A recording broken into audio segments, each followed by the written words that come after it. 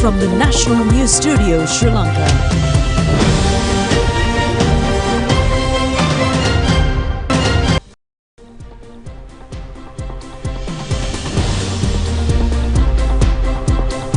Good evening. This is the National News Telecast. I'm Mubin Hettiarachchi. And I'm Dulanjali Anand. And these are the top stories for tonight.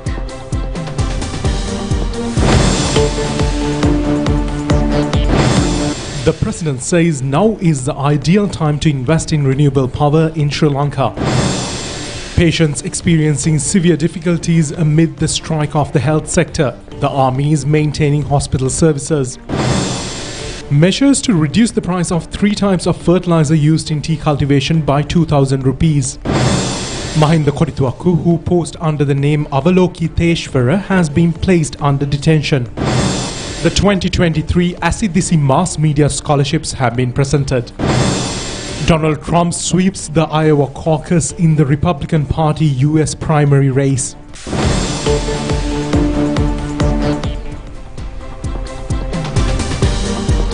Now for those and other stories in detail.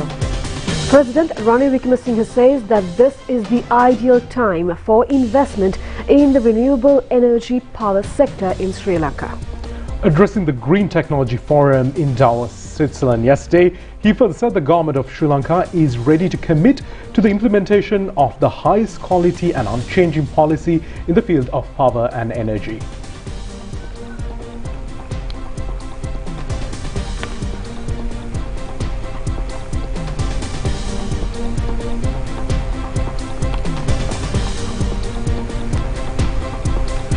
There is an urgent need for acceleration of global action towards climate change mitigation.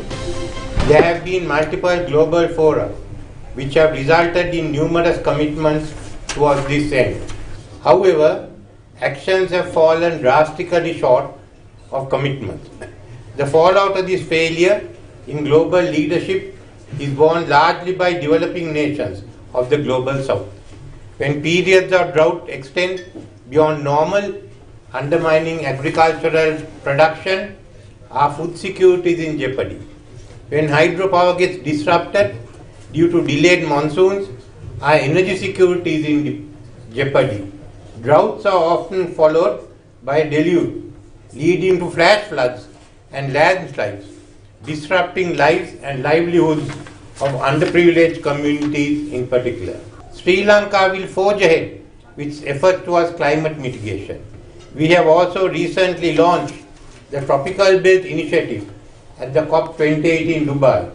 This creates a framework for catalyzing private investments in forests, energy, oceans, mangroves in the countries of the Tropical Belt. Today I want to focus on one key aspect of such efforts, which is our drive towards renewable energy. In fact, Sri Lanka is a country with a long history of renewable energy.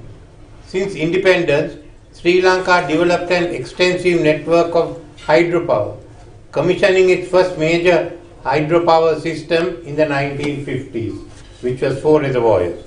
For most of the country's energy needs, we then started the Mahavali Development Project, which then again brought in 5 major reservoirs, and together with the Valave Ganga was the 6th. The last of the Mahavali Ganga projects were completed about 7 years ago. With this, we have exhausted our major known sources for hydroelectricity. Even today, hydropower accounts for around 40% of Sri Lanka's installed electric generation capacity. There has been an increased effort to include wind and solar power generation to the national grid. The government is now accelerating the process to ensure that by 2030, 70% of Sri Lanka's electricity needs are fulfilled by renewable energy sources. To reach this target requires a large investment of up to $11.5 billion US. There is also the potential for solar energy. The potential for wind power has been estimated so far at about 40 gigawatts. The potential for solar energy is at about 200 gigawatts without rooftop solar, which should increase it. This is far in excess of Sri Lanka's So we are now looking at the possibility of producing green hydrogen and green ammonia in Sri Lanka. Sri Lanka has ambitious plans to fulfill its sustainable green development agenda. By 2050, the country has committed itself to achieving net zero target. This is the best time to invest in Sri Lanka's renewable energy journey, and I have no doubt such investments will generate significant value for shareholders and Sri Lanka's consumers over the next several decades. A meeting between President Ranil Wickremesinghe and former Vice President of the United States and the founder and chairman of the Climate Reality Project, Al Gore, also took place on the sidelines of the World Economic Conference in Davos, Switzerland. Senior Presidential Advisor on Climate Change, Vijay and Sri Lankan Permanent Representative of the United Nations Ambassador Himali Arunatilaka also participated in the discussion. In parallel to the World Economic Conference in Switzerland, President Ranil Wickremesinghe also conducted a meeting with Chairman of the Menzies Aviation, Al Huri. Senior Presidential Advisor on National Security and the Chief of Presidential Staff, Sagal Ratnayaka, also attended the event. Addressing the business roundtable organized by BOI Sri Lanka and the Swiss Asian Chamber of Commerce yesterday during his official tour to Switzerland to attend the 54th annual meeting of the World Economic Forum, President Ranil Wickremesinghe highlighted significant strides in Sri Lanka's economic recovery and outlined future growth prospects. President Wickremesinghe began by acknowledging the challenging times the nation faced, noting the adverse effects of this recent crisis on businesses, small enterprises and the overall population. He mentioned a constructive meeting with the International Monetary Fund where it was surprising to learn that Sri Lanka had overperformed despite the difficulties. Key business impediments during the worst of our crisis have been resolved. Supply bottlenecks for essential commodities such as fuel, electricity were resolved. All import restrictions other than personal motor vehicles have now been removed. Foreign exchange liquidity in the banking sector has been fully restored, allowing sourcing imports for supply chain requirements without impediments. With improvements in tourism and remittances, Sri Lanka will run a primary surplus in the balance of payments for the first time since 1977. Contrary to expectation, the currency which had depreciation in 2022 has now settled under 325 rupees for the US dollar, following a 10% depreciation in 2022. Inflation has been brought down from 70% in 2022 to 4% by December 2023. Interest rates, which were increased to control inflation, have been reduced to 11.9% by January.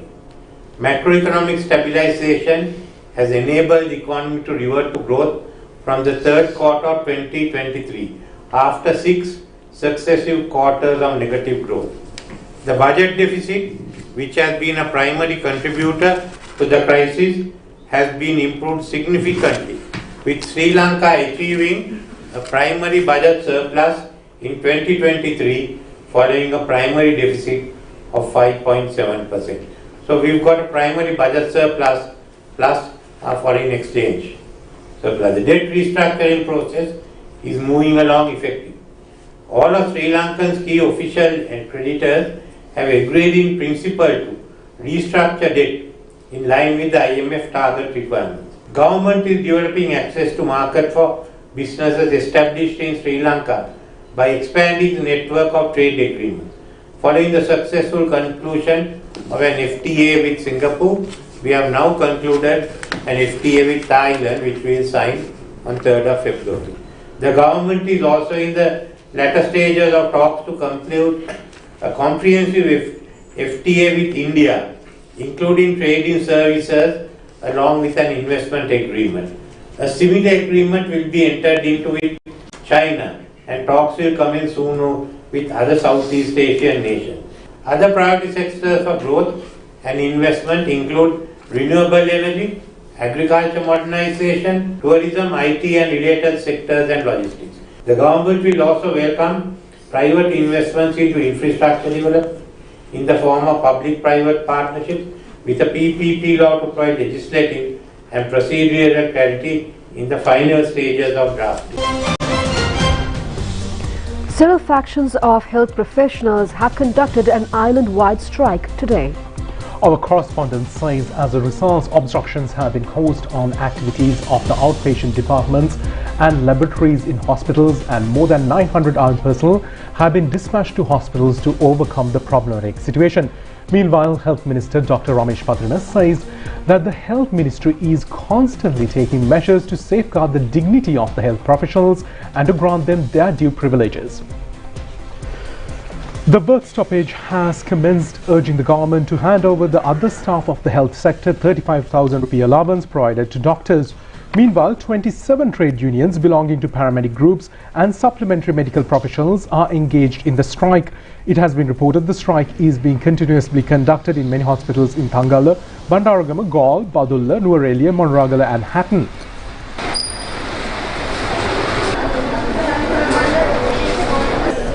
However, our correspondent says some hospitals' work stoppage are not being seen. The army has been called to take charge in duties in hospital island-wide, despite the fact that such actions cause difficulty to patients.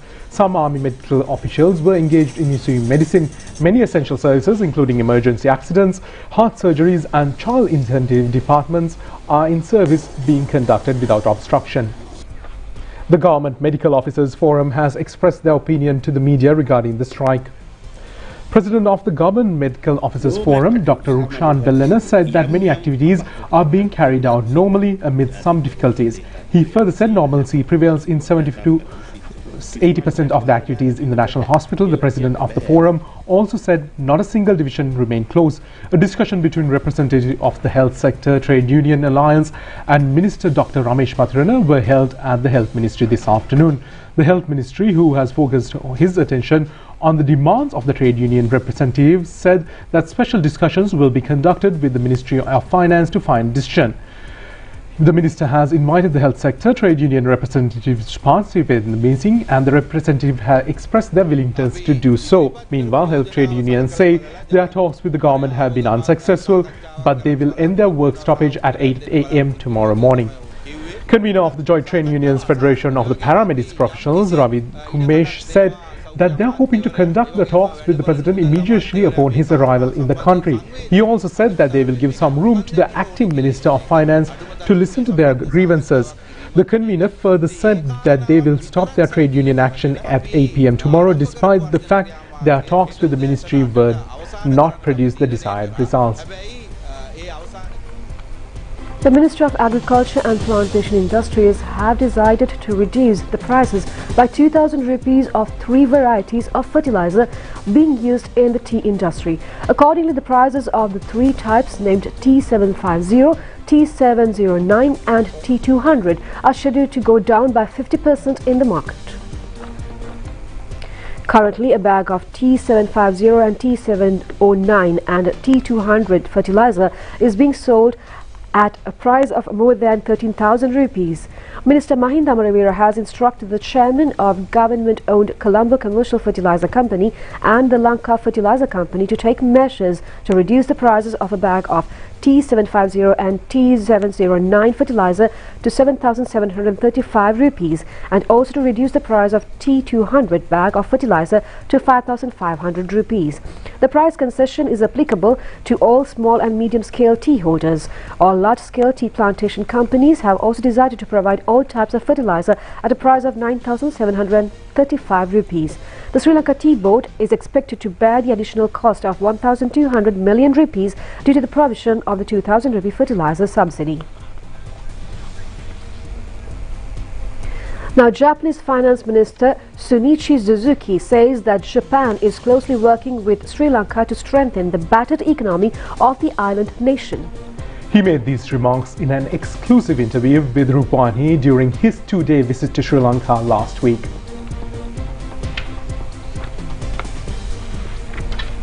Of this current crisis.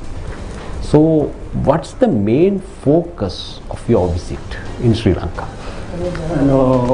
スリランカと我が国はですね、友好的に Well, Japan and Sri Lanka have enjoyed a long history of friendship, and as you've just pointed out, after the war, at the time of the San Francisco Peace Conference, your former president, President Jayarwardana, declared renunciation of reparation claims against Japan and delivered an ever-memorable speech in which His Excellency called for readmitting Japan as a member of the international community, which profoundly encouraged the Japanese people at the time who were devastated by the war.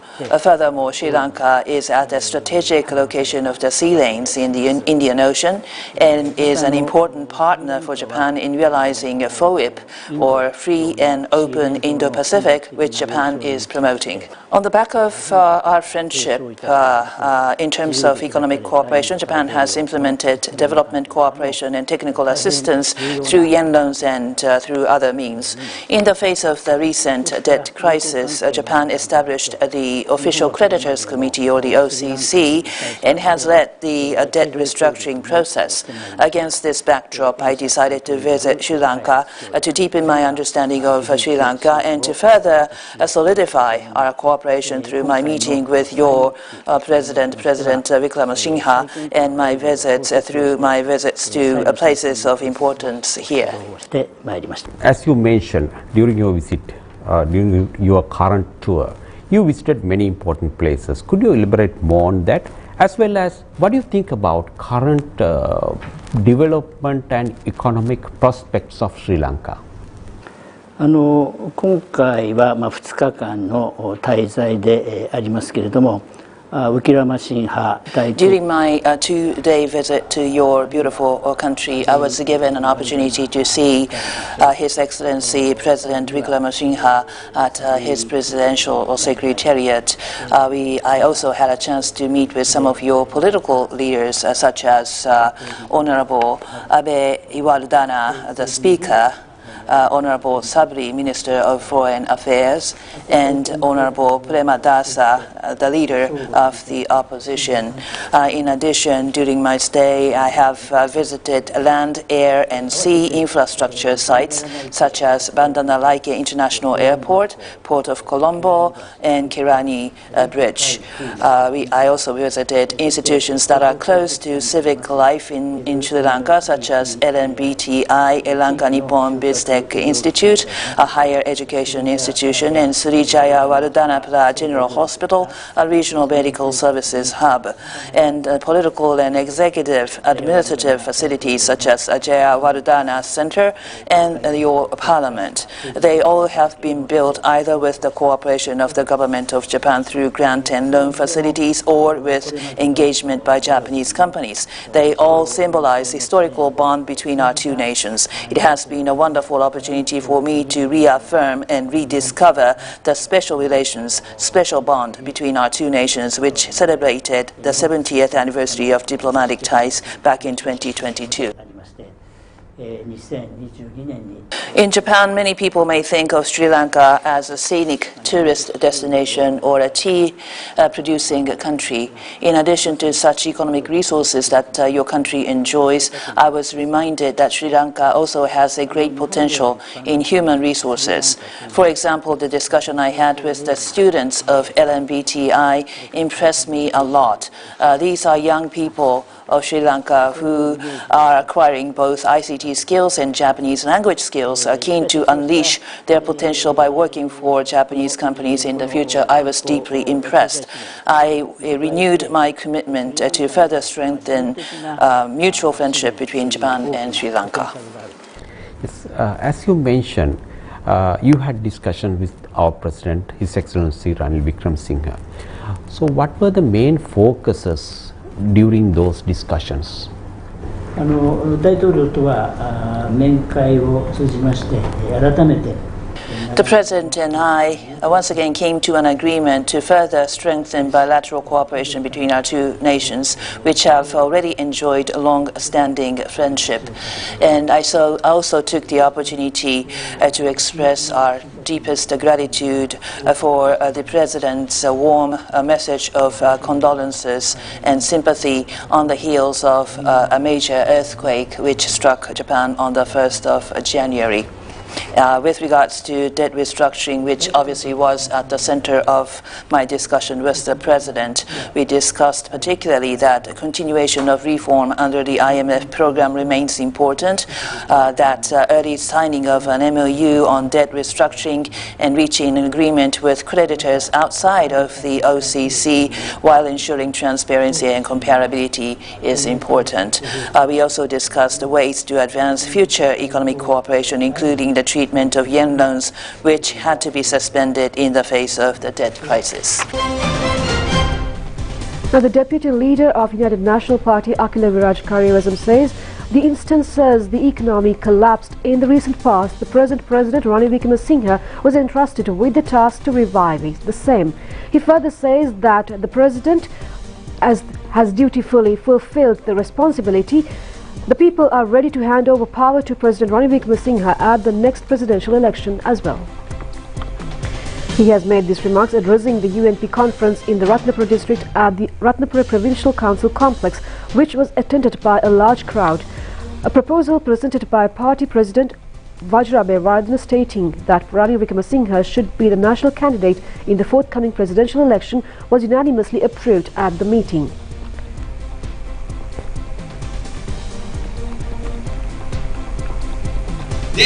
Deputy leader of the United National Party, Akhila Viraj Karyavasam, said that there are enough negotiations to resolve the political problems. He has also pointed out that however problems of all of us are not only of political nature, only one leader is able to resolve the economic problems in the country. This leader with experience, maturity is able to engage in dealing with the world. The UNP deputy leader also said that this leader has a good understanding of the thoughts and expectations of the people in the country. This leader had never changed his political policies and he was always in a common stand despite the success or failure. He is also the last link which connects the current era with the upcoming era. Akhila Viraj Karyavasam has also cautioned that if we are deceived by cheap politics, our future would be in ruins. UNP parliamentarian Wickremesinghe said that our leader has told those who are agitating for power at present to take charge of the country in the year 2023. He also said that today the prices of petrol and electricity charges are a bit higher and they should be reduced. The UNP MP also said now tourists are arriving in the country. General Secretary of the United National Party, Palitharanga Bandara, had recalled how he handed over the name of Ranil Wickremesinghe to the Election Commissioner. He added that at that instance the media person had questioned his act. He also said that he had responded by saying that the outcome of his action would be 60. Wickremesinghe said at a media briefing that this number was enough to form the government and to appoint a Prime Minister and a President. He also said that what Palitharanga Bandara and Wickremesinghe said had become true. He had also predicted that Ranil Wickremesinghe will be re-elected as President in the upcoming polls by creating a new record. He would become the only leader to secure 100 lakhs of votes.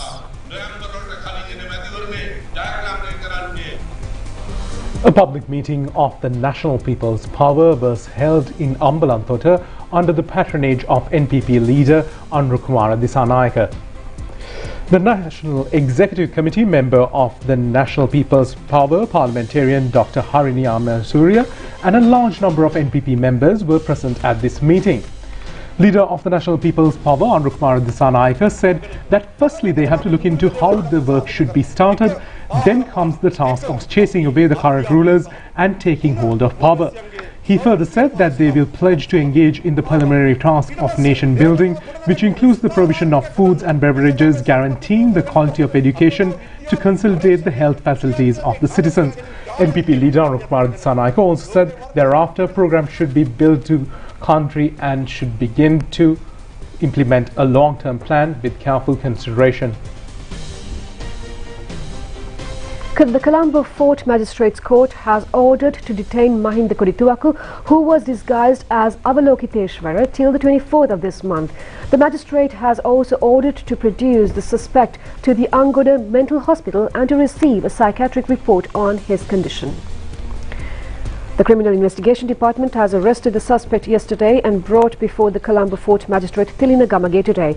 Deputy Solicitor General Dileep Pires has appeared on behalf of the complainant. The magistrate, upon consideration of the facts presented, has ordered the suspect to be placed under detention to the 24th of this month. Minister Dr. Bandru Ranil says a new program will be initiated to reconstruct the locations damaged by floods in Ampara district. He made these remarks participating in an inspection tour of Ampara Galkanda Road, which was in a dilapidated condition due to heavy rainfall. Minister Dr. Bandru Ranil said that recently the people in Ampara were under the biggest flood threat in recent history. Many roads, electricity facilities and irrigation systems were destroyed. The minister also said the parliamentarian Wickremesinghe was fighting alone to restore the situation and he had invited him to come and monitor the damage.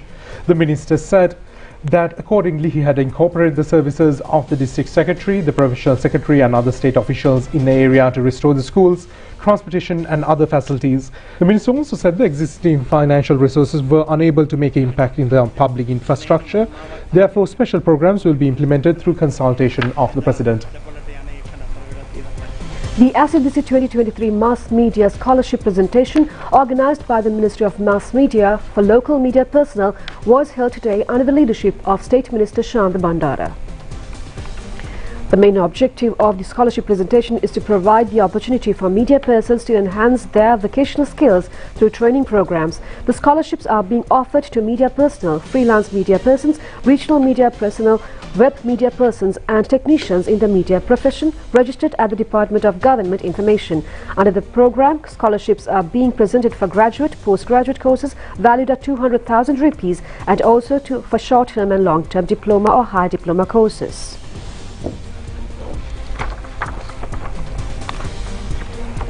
Now, child Udeshilan Kilmisha of Jaffna, who was the winner of the champion of the Sarigama Little Champ tournament organized by ZTV of Tamil Nadu, India, has arrived in the national television yesterday to participate in a special Thai Pongal program. Kilmisha was warmly welcomed upon arrival at the national television yesterday. She took part in Thai Pongal Day rituals at the premises. Kilmisha was praised by veteran singers in India due to her exceptional singing ability. She was presented with several souvenirs at the Rupavahini Corporation. The 306B Lions Club donated 200,000 rupees, while the Sri Lanka Tamil Artists Foundation also presented her a commemoration souvenir. The senior management of the national television also presented a token, while 50,000 rupees were handed by Chennai Silk Institute. This was how the Thai Pongal Day program was brightened by Kilmisha's voice.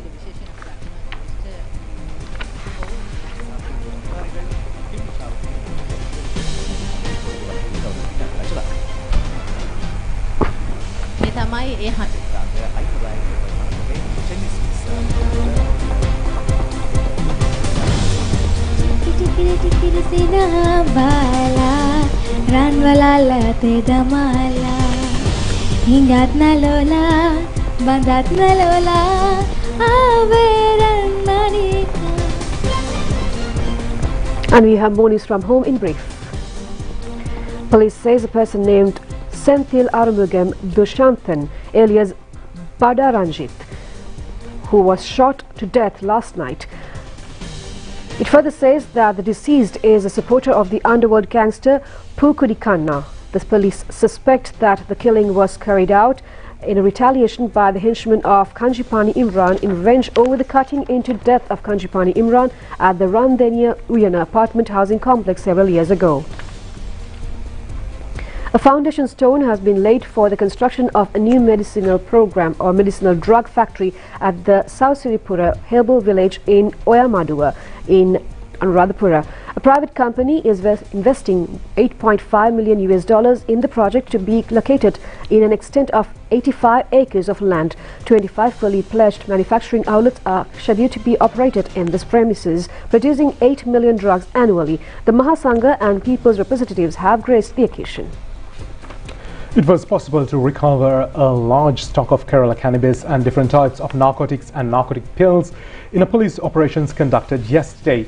The police says during the 24 hours that ended in 12:30 a.m. today, 877 suspects were taken into custody. 4 of these suspects were being subjected to further interrogation under detention orders. In a search operation carried out last night in Columbo North Division, 3 suspects connected to numerous types of racketeering were arrested. The Anuradhapura Division Crime Investigation Bureau has also taken into custody 5 suspects with more than 22 grams of heroin last night. The police says heroin drug racket was directed by one of the arrested suspects, who was a resident of Vannekulam in Anuradhapura. It also said that 4 other arrested were his buyers. The racketeer has been identified as a henchman of the dark mastermind Karandiniya Suddha, who is residing in Dubai. The police also says he was engaged in selling heroin under the Easy Cash system. All 5 suspects are scheduled to be produced before the courts and to be subjected to further questions under detention orders. Another operation carried by officials in the police special task force camp in Jaffna, 2 women engaged in heroin racketeering were arrested.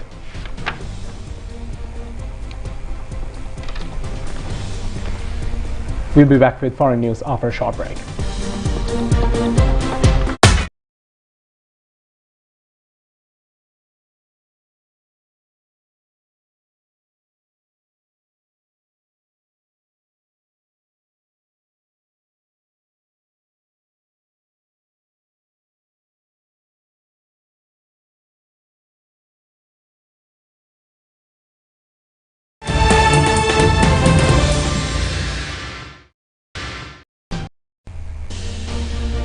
A former American President Donald Trump has won a landslide victory in the Iowa caucuses, cementing his status as the clear front-runner for the 2024 Republican presidential nomination.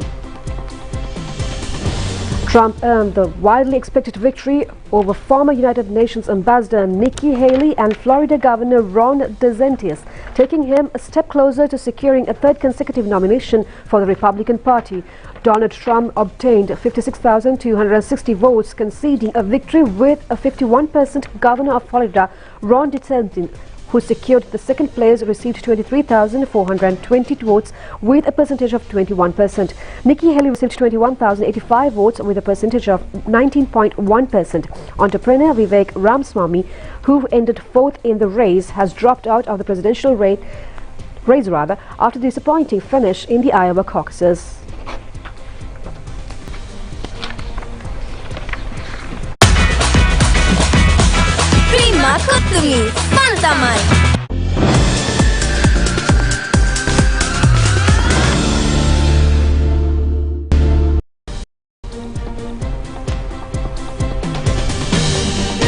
Now on the sports news, we are looking at cricket. The 2nd T20 of the current series between Sri Lanka and Zimbabwe is currently underway at the R. Premadasa Stadium in Colombo. Sri Lanka team batting first scored 173 runs for the loss of 6 wickets. The Zimbabwe team, after winning the toss, chose to field first. Charith Asalanka scored 69 runs and Angelo Matthews was not out on 66. Blessings Muzabani and Luke Jongwe claimed 2 wickets each. The Zimbabwe extra bounce bowlers. Oh, top edge, top edge.